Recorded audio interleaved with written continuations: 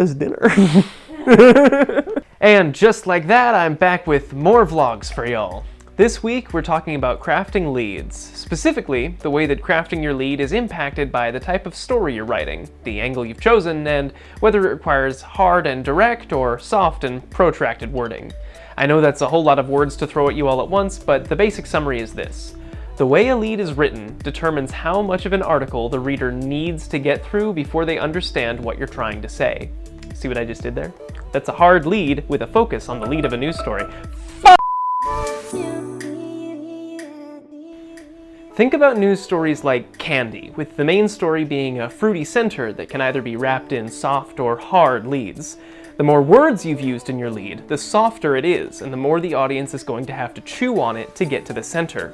If your story is more serious, you don't really want your audience to have to chew very hard on your lead to get to the center of what you're trying to say, right? And by contrast, if your story is a human interest piece, you can probably give the target audience something satisfying to chew on before they get to the main point of what you're telling them.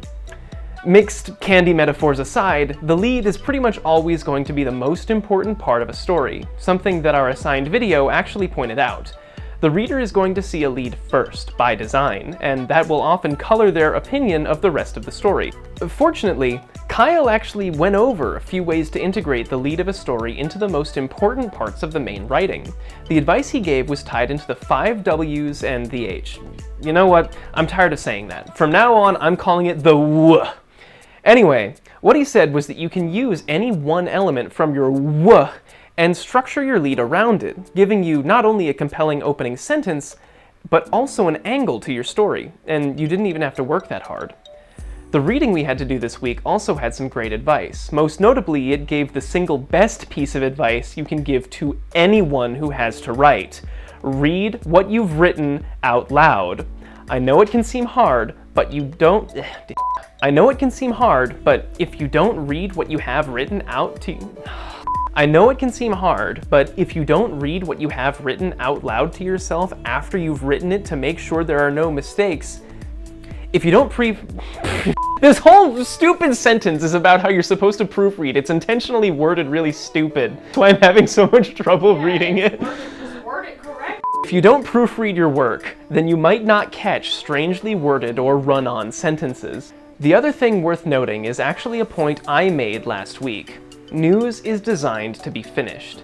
Leads have clear goals that you must meet before you can comfortably proofread it and move on to the body of your story. Make sure you meet every single one of those goals by using your W list and your notes. If something is missing, you might have to rewrite your lead again. Most importantly, do not be afraid to start over. Deadlines suck. Believe me, I know that. But if you've written yourself into a corner with a lead that feels incomplete, or a story with an uninteresting angle, it's in your best interest to start again instead of trying to cobble together something that resembles news from the spare parts of your crappy lead and nut graph. And that's all I have this week. Have you ever struggled with writing a lead?